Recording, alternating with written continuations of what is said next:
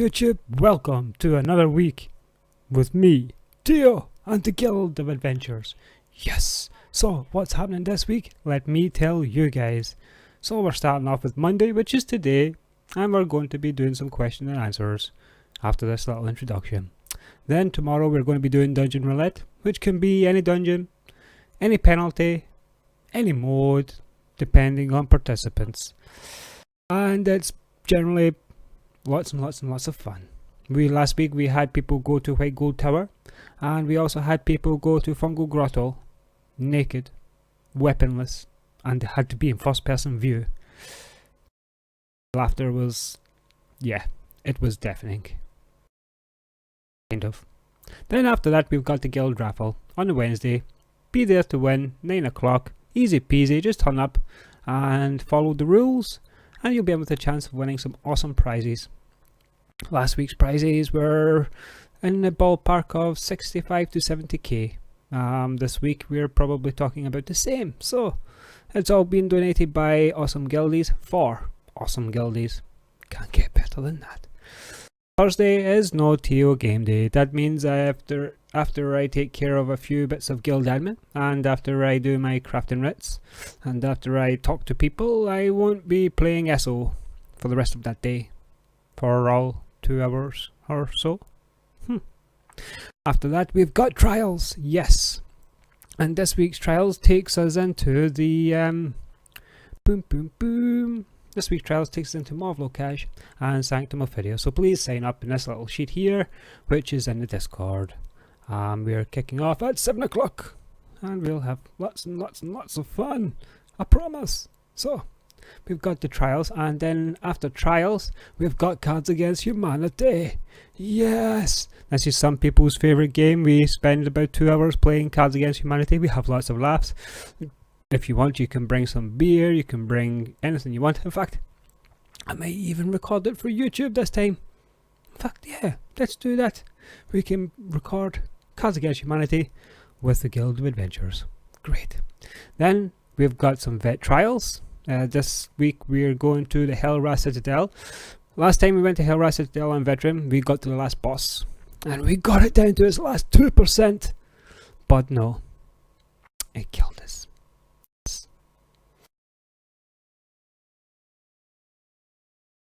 Oh, we'll move on, and then the next day after that, Sunday, the last day of the week, the day where we get to have lots of fun with lots of guildies, is the Craglorn World Boss Fun Time Naked Run. So we run around Craglorn, we start off in Belkarth, we make our way up to Dragonstar, killing all the world bosses on the way, if they're alive. If they're not alive, then we'll just like kill some anomalies and wait them spawning and then kill them, and then we'll make our way up to Dragonstar. Boop, boop, boop. And in Dragonstar we shall pick up the quest, the Grey Passage, which takes us to all 5 of the delves along the top of the map, and then we go back to the quest giver and we get a coffer, and the coffer has good prices. Then after that I no longer do the trials with the Masters of Eternia, since don't want to go into that, but now we do the Halls of Fabrication with the Guild of Adventurers. So that's how this week looks. How did last week look? I know you guys are probably wondering. It's like, hey Tio, how did you do on the last? So I'm going to show you into the news channel. As you can see, we managed to beat the Halls of Fabrication. Bum bum bum! Here's a picture of my character, and that's Ben's character, and we are just standing over the dead body of the last boss. Yes, we beat it. It was awesome. Actually, it was pretty epic. We had a lot of guildies, and we had some mercenaries help us take that out. And what else? This is a picture of us on the. Yes, after we finished the Craglorn event, we all stood, we posed, and had fun. So that's it. Today being Monday, we had some interesting things happen. We had a maintenance, which gave us some patch notes. So shall we have a look at the patch notes? Here we are, patch notes. So we have some and improvements. Morrowind, base game patch, nice. Alliance War, art and animation, combat and gameplay, crown store and crown crates, and exploration and itemization. So the Elder Scrolls Online version 3.0.9 continues to fix issues surrounding grouping tool, yes, and queuing for battlegrounds, in addition to a number of fixes and adjustments for the Halls of Fabrication trial. Also included are various art and gameplay related fixes. The size of this patch is 116 megabytes. Right, let's have a little look and see what it's all about then. Okay, Alliance War Battlegrounds. You will no longer join a battleground match that has less than 2 minutes remaining. Nice. Fixed an issue that would prevent the ready check prompt from being displayed when joining a battleground queue. Fixed an issue that would occasionally cause battleground queuing to fail. And fixed an issue that would occasionally prevent players from backfilling open groups in battleground that has already started. Nice. So they're seeming to work hard on the battleground queuing, and I'm thinking that maybe, hopefully, please be to God, that the battleground queuing issues are also what's affecting our queuing issues. So if they're fixing battleground ones, maybe we've got to hope, guys, because if we don't hope, then we've got to hope that they'll fix our grouping queue times for normal dungeon content. Dungeons and group content, the Hall of Fabrication trial. Okay, general. The proper arrival effects now display on all player characters when using the checkpoints within the trial. Nice. So you get a checkpoint and poof, you know you've reached a checkpoint. Thank God, because like it was a little bit confusing for a while. Forging the Future will now correctly grant a reward once per week. Apparently there were some people that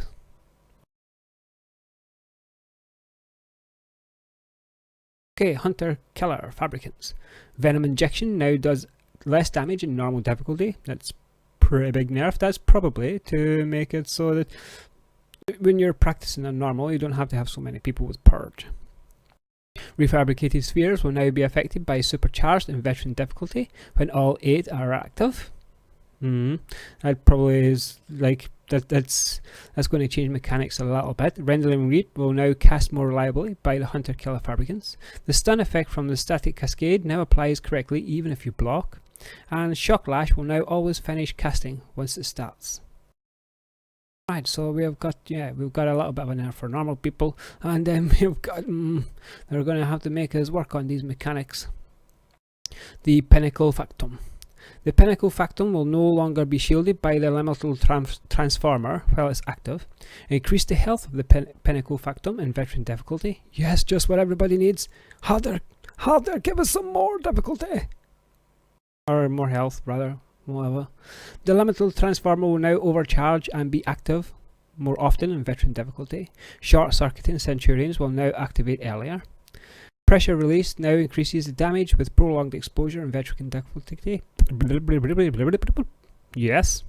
The stun effect from Shockwave now applies correctly even if you block, and short circuiting Centurions can no longer be damaged until they are fully activated. So, we're making it harder again. Thanks very much, ZeniMax. You're our pals. Yes. Exploration and itemization. Fixed an issue that caused chapters of the Buoyant Armiger motive to appear less often than intended. These chapters are still quite rare, even for those who have served Morrowind faithfully. So here we go.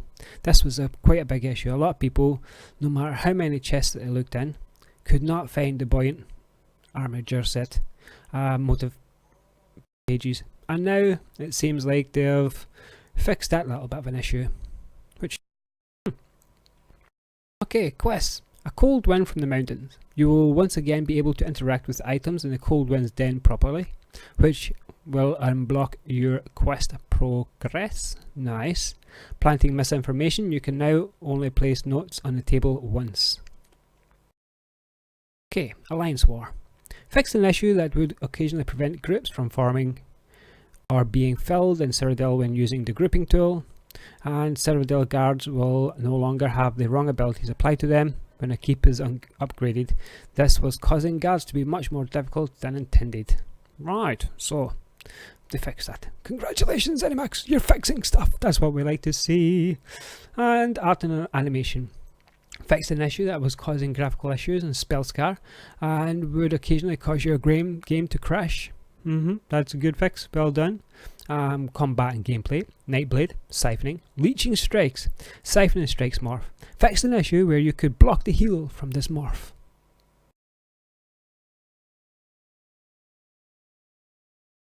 Crown Store and Crown Crates, fixed an issue that prevented the second and third effects of Crown Poisons being triggered by some area of effect abilities, and fixed an issue that was preventing some appearances purchased from the Crown Store from remaining equipped or visible when travelling between zones.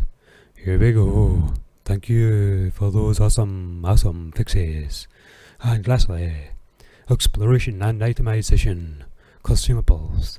Fixed an issue where alchemical poisons were causing certain persistent area of effect abilities, such as volley or wall of elements, to terminate early. Thank you very much. So, that's the patch notes.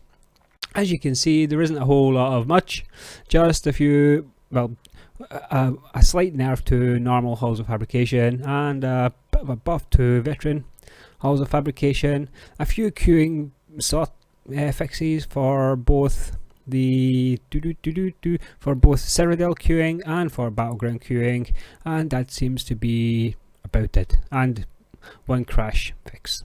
So I don't know how you guys feel about that, but I guess for me it's fine. Like, I'm not really that bothered because I wasn't affected by much of it. So well. Right, so now we've got back to the Discord, and it's a time for us to be thinking about the questions and answers. Yes. Bring up some questions from people, shall we? Oh, that's the wrong one. I want to bring this one. Okay. Theo, in your 34 years of gaming, did you play MMOs before this one? If so, which one? And did you have a favourite one? Well, my first ever MMO that I actually played would have been, well, I got Second Life, okay, and I loaded it up, I made a character, and then after that I kind of just, yeah, I left it, and then I got Star Wars, The Old Republic, and oh my god, I love Star Wars, The Old Republic. I spent so much time, I joined a little RP community, and we went off exploring the universe together, me and a group of 5 or 6 other people, and I made a Jedi consular healer, and she was so awesome. Even in PvP, I really enjoyed healing in PvP. It was just so strong. Then after the Star Wars Old Republic, I moved on to Final Fantasy XIV, and that's where I stayed for a good little while with a great little community. There in the Balmung server, so we were role playing again, and I played that for a good 3 years or so. I bought Elder Scrolls Online whilst playing Final Fantasy XIV, loaded it up, played it for a little bit. Even though I love Elder Scrolls, it was like, I was so disappointed. So I moved back to Final Fantasy XIV, which I stayed for a while, and then I got bored with the same old. Moved to Elder Scrolls Online, and bash, here I am, Guildmaster, Explorer, and all round having fun guy. Theo, do you do crafting at all? Yes. Well, it's not a main profession of mine, but it's something that I do like to do, and it's something that I like to help out the guildies with, if I possibly can, and that's why we created a little request channel. So the guildies come onto this and they're like, hey, what can you make, Theo? So they click on the Google document that we made. Well, we made some of it. A lovely crafter called Thalesia made this whole part, the crafting calculator, and it's awesome. Our guild absolutely loves it. And then of course we click on what each crafter can do, and this we can be like, okay, I need to know if Theo can make this, he can make this, and yes, bam. And then the guildies can get in touch and it's like, hey Theo, can you make this for me? It's like, yes, and I'll do it if you give me the mats. Of course, sometimes, you know, below CP 160 stuff you get for free, but other than that, if it's CP 160, then you have. And that's that question. Next question, please. This may be the last question, because it's nearly game time. Ideo, do you have a separate toon that is used only for crafting? Oh, we got somebody that used the toon word. Well, I guess I do, because I've got like, I think I've got 5. Yep, I'd like to say 5. I'd like to say I've got 5 CP50 characters, and 1 is my main character, and she is my crafting character. But of course I don't really play her that much anymore because she's a sorcerer. She's a sorcerer healer, but for some reason I'm just not feeling the love for sorcerer at the moment. So yeah, she just is part in Belkarth, and she does her crafting. Of course, if you're new to the game, then you want to start researching stuff straight away, so that you've got a good head start, because it's absolutely pointless to get halfway through the game and be like, oh gosh, I should start doing some crafting stuff, and then you've got to start all that crazy researching, which yeah, it's not so great. So that's top tip for you guys: get on your research. And I guess that's it for this week. So thanks very much for watching, guys. If you liked it, If you didn't, let me know. I'll talk to you later. Ciao.